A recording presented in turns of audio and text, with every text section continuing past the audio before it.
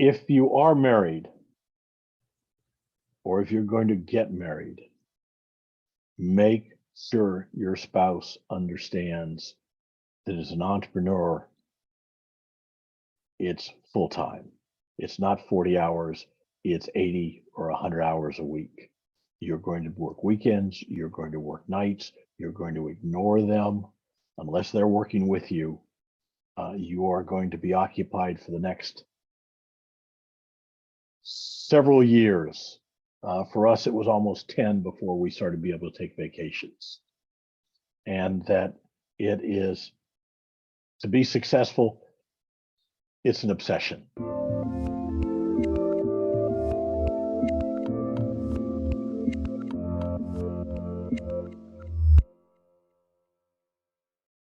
Hey everyone, this is Devin Miller here with another episode of The Inventive Journey. I'm your host, Devin Miller, the serial entrepreneur that's grown several startups into 7- and 8-figure businesses, as well as the founder and CEO of Miller IP Law, where he helps startups and small businesses with their patents and trademarks.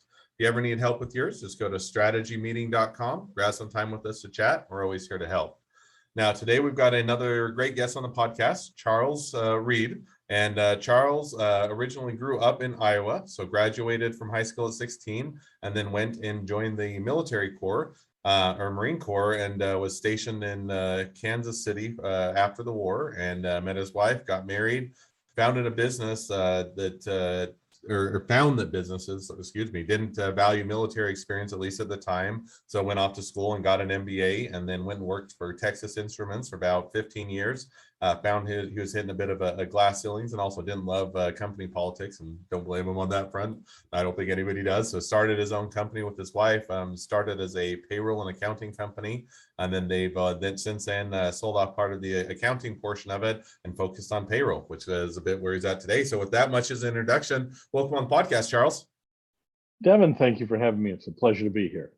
Absolutely. So I just gave the condensed version of a much longer journey. So with that, tell us a little bit, or let's unpack that a bit. Tell us a little bit about how your journey got started graduating high school in Iowa at 16. Well, my parents were very much to get through school and get it done. They're both university graduates, UCLA class of 36. Mm-hmm. So all of us kids went to summer school, and all of us skipped a year of high school. So I was 16 when I graduated. Wasn't ready to go to college. When I graduated from high school, I graduated from high school with a D average. I graduated from college with honors, okay, in a very short period of time. It's not that I couldn't do well in high school. I didn't want to. I could care less. It was boring. So I wanted something more interesting in my life. So I wasn't ready for college because my experience in education was dismal. I can count on the fingers of one hand the good teachers I had between first grade and a senior in high school. And I don't think it's changed much today. I actually taught for 5 years at the local high school prior to my wife's stroke. And it was crazy. Most of the teachers in the school where I taught would not have been allowed the way they dressed into my high school as students, let alone instructors. But after high school, I worked, I cooked, I worked for AT&T, got tired of that, joined the Marine Corps, spent 4 years, 2 years overseas, including a combat tour in Vietnam. When I came back, as you said, I was stationed in Kansas City, met my wife, Ruth, married her. She had 5 children when I married her. I claim insanity, but we were married for 45 years before she passed. Hey, I have 4 kids, so I didn't quite reach the 5 level, but I think that they're definitely make for a fun time, and that's awesome. So yeah, but unless you had twins, you got them one at a time. I got them all at once. That's a fair point. You beat me hands down, no question. One of the things that caused is the only IRS audit for my personal taxes I've ever had was the second year after I got married. I got married in 70 and I got audited for 71 taxes, or for 70 taxes, because I in 69 filed single. In 70, I filed married with 5 additional dependents. Raises a bit of a question. Raised a bit of question. So now and just maybe to dive back to the journey just a bit, and that's something certainly a fun side note. But so you're working for, so you went into the Marine Corps, you're coming out, and and you're saying, okay, they, at least at the time, and probably some or somewhat today, although I think it's improved and gotten a bit better. But at the time, they're saying, military experience in the corporate world, or that they don't necessarily view it or understand how it can be beneficial. And I think there is a lot of benefit, but you're saying at the time, okay, they're not viewing it or seeing the benefit, and it's, they're not relying on that experiences in job applications. So yeah, I think you at that point, or you decided to go off to college and get some degrees to kind of have that Absolutely. educational background. Well, exactly. We moved down to Dallas, and I interviewed with Employers of Texas, and they were moving from 1401 autocoder computers to 360 COBOL computers, moving their insurance company over. I had just spent the last year and a half doing that exact same thing for the Joint Unified Military Pay System. The same machines, the same languages, intimately familiar with it. The recruiter told me that he did not think that my military experience applied to the business world. He was an idiot. I told him that. It's the only time I've ever told a recruiter he was an idiot, but he was. And the company went bankrupt a few years later, and I know why. Because they recruited the wrong people. And no, it has not gotten better. Most businesses don't understand what military experience brings to the table. They didn't understand then, they don't understand now. And what I've come to believe is it's because they're not military. They didn't serve. They don't understand, and you can't explain it to them. So they just go on about their merry way. You'll get some lip service to the idea of hiring veterans and so on, but they really don't believe it. So I think it's as true then as it is now that business people who haven't been in the military don't understand, don't know what veterans bring to the table, and they see what they see on TV and movies. And, frankly, the military is not well portrayed most of the time in these things. So now as you come to that realization, good, bad, and different, and just where the landscape that you're facing, said, okay, you can either kind of, be bitter about it, gripe about it, be mad about it, or you can go do something about it. And I think that way you win is you said, okay, got to go, or gonna go get an education and move forward and get the expertise or the skills that will show well up on paper, so to speak, and people will recognize. So kind of where'd you go to school, and what did you decide to study? Well, I started the junior college here in the Dallas County and then went to the University of North Texas. It was North Texas State University at the time. Very, very good business school, excellent accounting department. Got into business, the business school, found I enjoyed accounting. So I concentrated in that area. My MBA is basically an MBA and is a master's in taxation, but I structured it specifically to get an MBA classification because that's far more accepted and far easier to merchandise than a master's in taxation is. If you will come out of school and you have an MBA and a CPA and you're applying for jobs, they think you know everything about business because you have an MBA, and they think you know everything about accounting because you have a CPA, and it opens enormous amounts of doors. At least it did, 50 years ago. And so I specifically structured my credentials to present me as well as possible in industry, and did very well with that. It was a very good combination. Whether or not it gave me all the knowledge I needed, it didn't. I really learned about accounting in my first accounting job. A lot of people come out of college and realize that they really learn on the job. You get a lot of book learning in college, but the real nuts and bolts come when your boss says, no, here, let me show you how it works.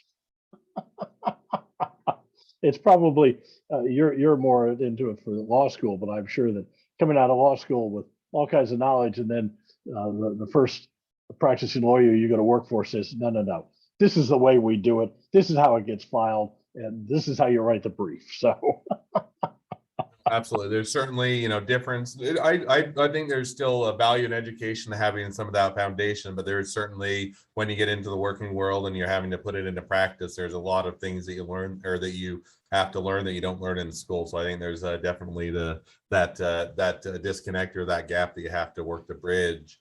So now, as you're coming out of school, so you go to school, you get the MBA, you get the degree. But I think you mentioned that you went after school, you went and worked for Texas Instruments for a number of years. Is that right? My first job was Texas Instruments. I was a financial analyst.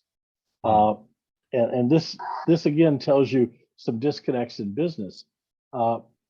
After a year, they had the annual report, and Jerry Junkins was the president at the time, and he was giving it on live TV to every TI installation in the world. And he talked about the 5,000 engineers they'd hired the previous year and how these people were the future of the company. And they'd have them in the lab, and then they have them in the business side and back in the lab and the business side. And this is the future of TI. Oh, and we hired 1,000 other graduates and went on to the next subject. I was one of the other 1,000. So I knew what my time at TI got very short at that point in time because I had no future there. So I spent the next 14 years in large corporations and small corporations. I did some startups. I did some turnarounds. I got lots of wonderful experience. Now, in before several we parts of jump the over, country. because that's a 15-year period that you just put into about 2 seconds. So let's unpack that just a bit. So went and worked for Texas Instrument, you said for a year, or sorry, I missed Just that. about a year and a half. Okay. And then So I now- took a job as an assistant controller in San Antonio, and I built jails. So now, how long, or what made you decide to go from Texas Instrument to building jails? Well, it was a promotion. It was a supervisory slot. It was a step up in my career path. It was more money. And San Antonio is a very nice place to live. So it was a smaller company because at TI, anything I did got lost. I'm 6 levels from the senior management. So anything I do that was impactful, I never got credit for it. It got merged in, and by the time I got to senior management, I was just noise, and I didn't like that. So I went to work for a much smaller company, and I was 2 steps from the boss, literally, or 1.5.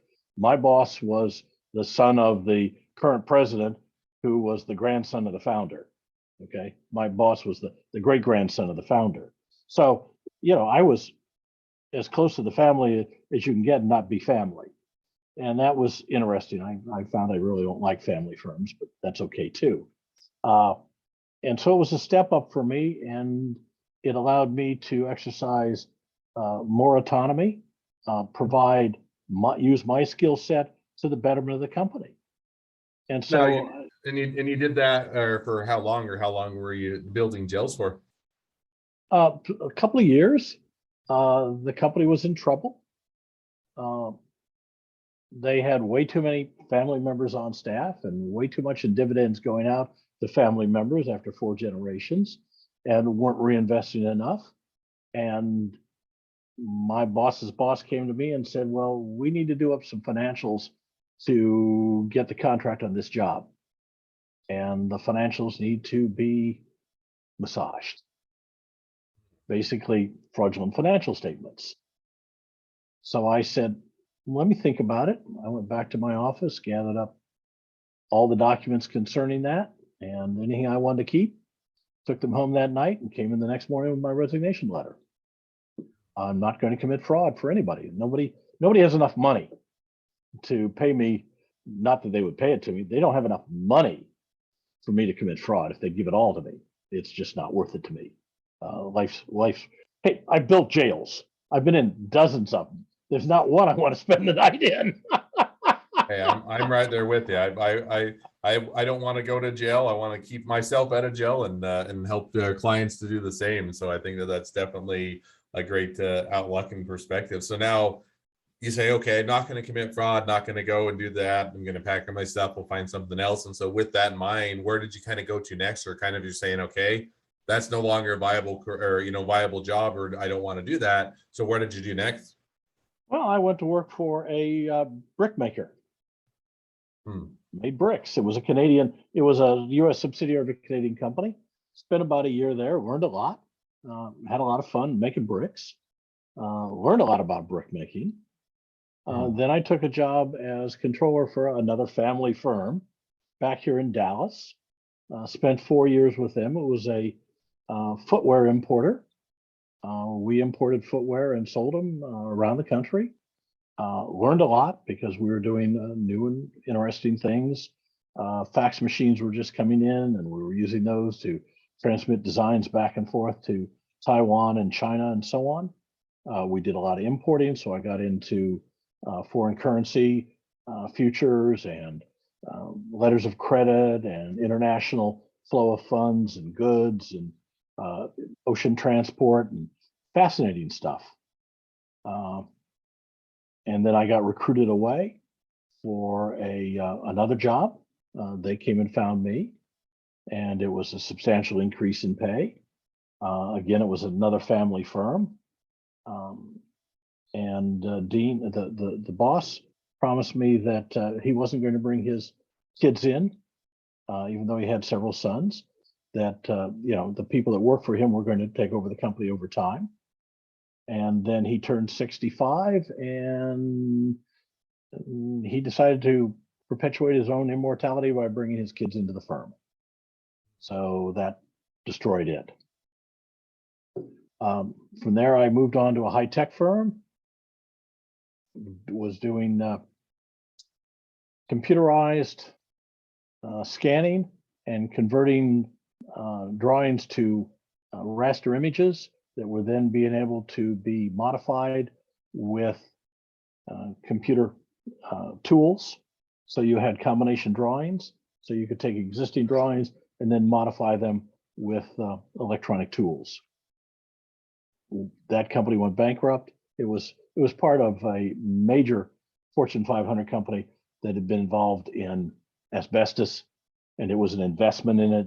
And when the asbestos blew up, everything went belly up. Went to work for J.C. Penney's. Went back to a major corporation as assistant controller in their specialty retailing area, and revamped one of their Arkansas operations and got it straight. And we moved everything down here to Dallas in terms of the office, not the plant. And they had some changes in management and said, well, we're going to move all the business side back up to Arkansas. And I said, I'm not going. And they said, well, you're going or else. And I said, hey, I got a contract. So we got in an argument about that. And my attorney was handling that for me in negotiation with Penny's, and said, hey, I got a friend that needs a COO. Chief Operating Officer. It's a franchise operation. They do accounting and payroll and mobile and so on. Would you be interested? I said, hey, I need an income. So sure. So I went over and talked to them and went to work for them as COO. And this was fun. This was a mobile accounting service. This was early 90s, 90 actually. And the board was after the company to sell off the original office because they were spending too much time managing it and not enough time growing the franchise operation. So I said, hey, I'll buy it. And I did. And that's where I bought my first practice. So I bought the original store, original operation, I call it a store, of Financial Express. We had 2 mobile vans. I had a couple of people that ran those. I had a couple more people in the office. And Ruth and I bought it and ran it. The franchisor went belly up the next year. Internal squabbles, and it just fell apart, which was too bad. But we just changed the name and kept going, and dropped down to just me and Ruth. And then we ended up hiring people over the years. But it was Ruth and I that started out, and we grew it from a very small operation, and we bought into a substantial company now that over 30 years. And so that was 15, and now there's 30 to unpack. So we had a great time. About 10 years ago, I sold off the accounting practice So, portion to my partner. let me dive in just really quick because you jumped over a bit Sure. of that. So I mean, you at the time before you went off and started your own business with your wife, you were working, or remind me where you were working at or before then? Well, I was pennies and I went to Financial Express, which I was COO at Financial Express and bought the original Financial Express office from the company. So now you're working at Financial Express, and so have that working there. What made you decide to leave that or go off and start a business with your wife? Well, see, what it was is it was a franchising operation, and the original franchise operation they still had internally. So I bought the original franchise. That's what I did. So I bought an small existing business that was accounting and payroll, and I'm an accountant, so it was an obvious fit. So Ruth and I agreed to buy it together, and we worked it together. She worked the office, and I did the accounting portion. Hmm. So you get started and just kind of curious. So you're working with your wife on that. You're building the business now. Sometimes working with your spouse works out great. It's a great opportunity. You get along well, and other people are saying, "Hey, but you have to bring it home with you when you're at home. Work follows you home when you're at work or home follows you." And so, was it a good thing? Was it a good relationship? Great business? Do it again, or kind of how did it work out? Well, as I tell people, I grew up in a family business. My parents worked together all my growing up life. I thought it was normal. Working with your spouse is an unnatural act. Okay. And because, like a good husband, at home, it's yes, dear. Well, at the office, I'm the professional. She's doing all the clerical work. So I make decisions that she may not agree with, but they're in my bailiwick to make. At home, we might have a discussion and then we'll do it her way. At the office, it just has to be my way. Not that I don't take her input, don't misunderstand me. I'm not an autocrat. You can't be married and be an autocrat, I don't think. I don't think you stay married. So it took us a year or so to work out that we had two relationships. And she had a very bad habit. We'd get home, we'd have dinner. Of course, we're still talking business. We talk business all the time. We lived it. As an entrepreneur, as you do. So we'd get into bed and she'd have one more thing she wanted to get off her chest. So she'd tell me about it. Now that she'd gotten off of her chest, she'd roll over and go to sleep. And I'd sit there and worry about it till 2 or 3 in the morning. So we came to an agreement that after dinner, no more business. That meant some very late dinners occasionally, but once we came to that agreement, life got a lot better for me, at least. No, I think that I think there is, and I've worked with family. I haven't worked with my spouse, but worked with family, and it does introduce a different dynamic. And I think there are positives and negatives, but you do have to find how you balance that and how you work within that confines, because it's not the same as you go to work, you have a boss that once you go home, you don't see him again until the next day at work. So I think that there's definitely those things to figure out. Now you guys did that for, I think, 15 years, and you're still doing it, but at some point you started out both as, kind of on the accounting side as well as the payroll side. And then eventually you kind of sold off the accounting side and focused on the payroll. Now, what kind of was the motivation there? Kind of what made you go in that direction? Well, 15 years ago, Ruth had her first major stroke.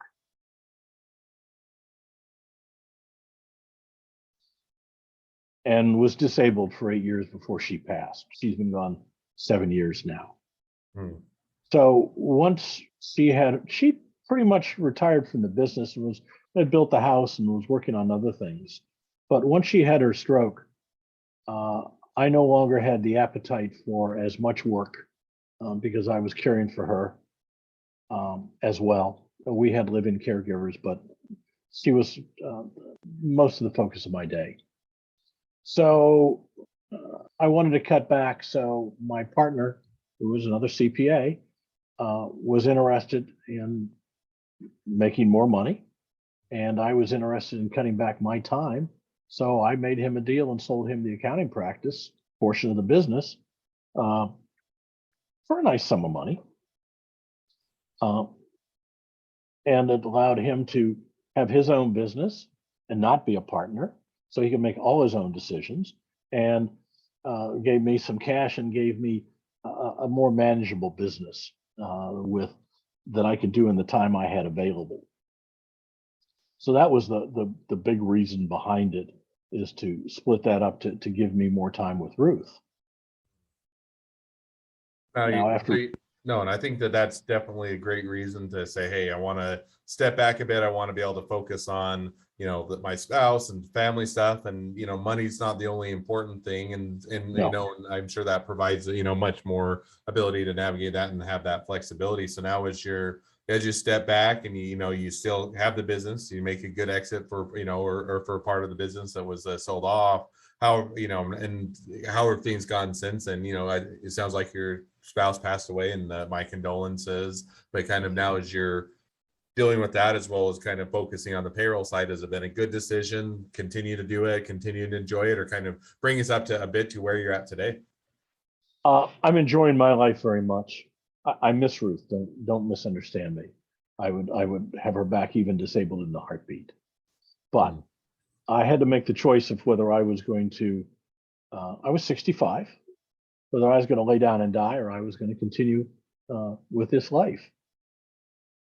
I'll be honest. If she was to die today, I'm not sure I'd make the same decision. But I chose to live and prosper at that point in time. Been growing the business. Frankly, my partner, who I sold the accounting firm, still offices in the same building, in my building with me, and we talk every day. So it's not like he went away, but he gets to make his own decisions and his own clients. But we're growing the payroll business. We continue to grow the payroll business. We're having a lot of fun with it. We're doing new and varied things. We're expanding the services we offer in the payroll area. We don't impinge on the accounting area. We don't want to. I got tired of doing taxes, so part of the reason I sold it and stepped back from it. Didn't have the time for it. So the payroll is continuing to grow and prosper, and I got a great staff. Having a lot of fun doing it. Great clients for the most part. The ones that aren't, we don't tell them they're not, but that's okay. Yeah, I tell every client they're my favorite, at least at that time when I'm talking to them. Sure, they're my favorite because I happen to be talking to them, and it's always, fun. And they're always clients you like better, and some that you dread their calls, and you have to deal with all sorts. And so it sounds like it's been a fun ride and continues to be a fun ride, which is definitely great. It is. Well, now as we kind of are caught up to the present point of your journey, and even a little bit here, just a little bit about where you guys are headed, it's always a great time in the episode to transition to the two questions I always ask. So with that, the first question I always ask is, along your journey, what was the worst business decision you ever made? What'd you learn from it? The worst decision became obvious a few years ago. As an entrepreneur, you wear all the hats. And as we got bigger, I delegated certain things out to certain people. But I kept the marketing because I thought I could market. And then here, about 5 years ago, we'd gotten busy enough that I finally said, okay, let me hire a marketing person. I'll oversee them, but let me hire somebody to do all the day-to-day stuff. And I hired a young lady who had some marketing experience, and she came in. And I realized in about 3 weeks that I couldn't market my way out of a paper bag. She had the expertise and the knowledge and was doing things that I couldn't conceive of. And it was wonderful. And I just wish I'd done it 20 years earlier. I'd be a hell of a lot bigger company today. So I learned from that one that you need to examine not only your operation, but yourself, and really be hard, cold, and honest with yourself. Is this something you should be doing?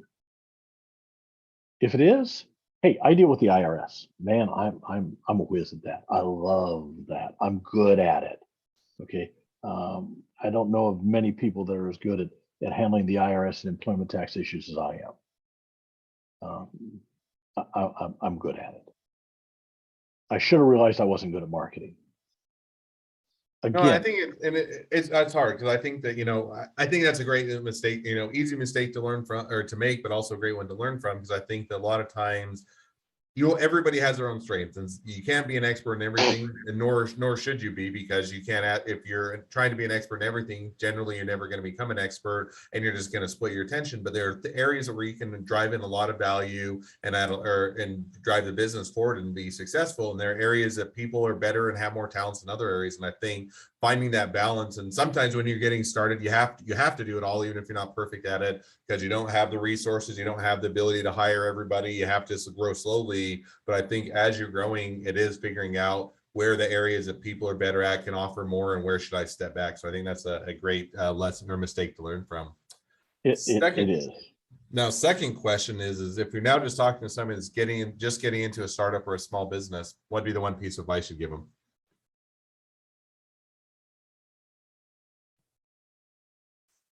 If you are married, or if you're going to get married, make sure your spouse understands that as an entrepreneur, it's full time.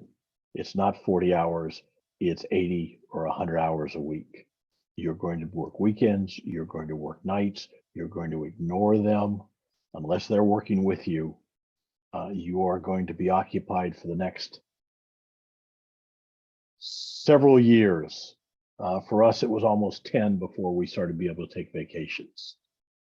And that it is, to be successful, it's an obsession.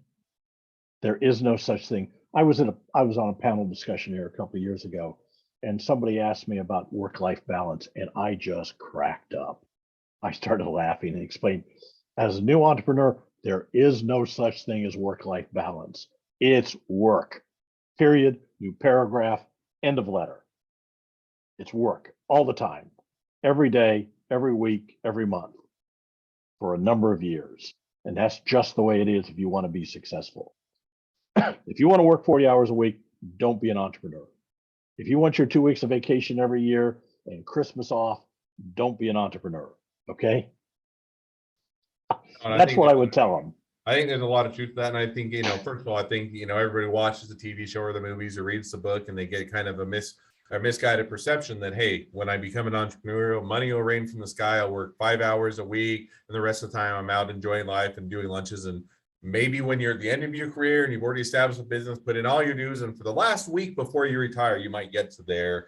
But I think, as the old joke goes, the best thing about being an entrepreneur or owning your own business is you get to decide which 80 hours of the week you work. And I think there's, a lot of truth to that you may get to be your own boss, but it doesn't mean you work any less, and almost always means you work a lot more. So I think that's a great piece of advice. Well, as we wrap up, if people want to reach out to you, they want to be a customer, they want to be a client, they want to be an employee, they want to be an investor, they want to be your next best friend, any or all of the above, what's the best way to reach out to you, contact you, find out more? Well, we're on the web at getpayroll.com. We've got a full website with all the information on it. I'm available at cjr@getpayroll.com. That's my personal email. Feel free to contact me if you've got a question. More than happy to answer it. If it's anything to do with payroll or employment tax, love to talk to you. Well, awesome. Well, I definitely encourage people to connect up, reach out, and sounds like a great resource for businesses. And with that, thank you again for coming on the podcast. It's been fun. It's been a pleasure. Now, for all of you that are listeners, if you have your own journey to tell and you'd like to be a guest on the podcast, we'd love to have you. So just go to inventiveguest.com, apply to be on the show. A couple more things as listeners. Make sure to click share, subscribe, and leave us a review, because we want to make sure that everyone finds out about all these awesome journeys. Last but not least, if you ever need help with your patents, your trademarks, or anything else with your startup or your small business, just go to strategymeeting.com, grab some time with us to chat, and we're always here to help. Well, thank you again, Charles, for coming on the podcast, and wish the next leg of your journey even better than the last. Been my pleasure. Thank you.